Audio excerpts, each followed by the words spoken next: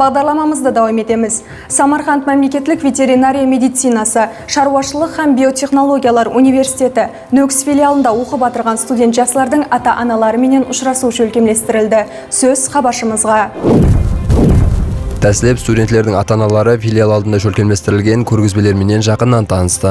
Атап өтілгенде, қазіргі глобалласу дәуірінде жастарды отанға садық, милли қадіретларға хүрмет рухында тәрбиялау мәселесі мемлекеттік саясаттың ең тикарғы вазифаларынан біріне айланбақта. Ата-аналар жаратылған имканиятларменен жақыннан танысар екен, білімлендіру процесіне жаңаша жантасулар енгізіп атырғанлығының гуасы болды десек, асыр айтқан болмаймыз. Сонымен бірге Иләж филиалдың мәжілістер залында давам етіп, онда дәслеп филиал директоры сөзге шықты, бүгінгі күнде жастарды һәр тәріплеме қолдап олардың интеллектуалдық потенциалы һәм рухи дүния қарасын жоғарылату бағдарында әмелге асырылып отырған жұмысларды айрықша тілге алды. Көп жетістіктерін көрдік.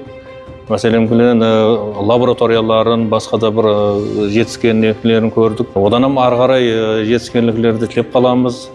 Перзенттеріміз өсерден бір ілімлі, білімлі болып шығып, елімізге, халыққа қызмет етсе, бір төбеміз көкке жетер еді, жүзіміз жарқын болар еді. Ұстазларменен сәубетлестік, мұғалімдерменен, олардың беріп отырған білімлері, әрекетлері біздерге ұнады, жақсы. Соны да айтып өтуіміз керек, студенттердің бос уақытларын мазмұнды шөлкемлестіру, олардың кітапқұмарлық һәм ілімге болған қызығушылығын арттыру ахметлі вазифалардан бірі. Бұл жолда болса, ата-ана һәм білімлендіру мекемесі арасындағы бірге ислесу шешуші ахметке ие есептелінеді. Оқытып отырған ұстазларына minnettarçылығын білдіремін. Рахмет, қызым менің жерде оқып отырыпты.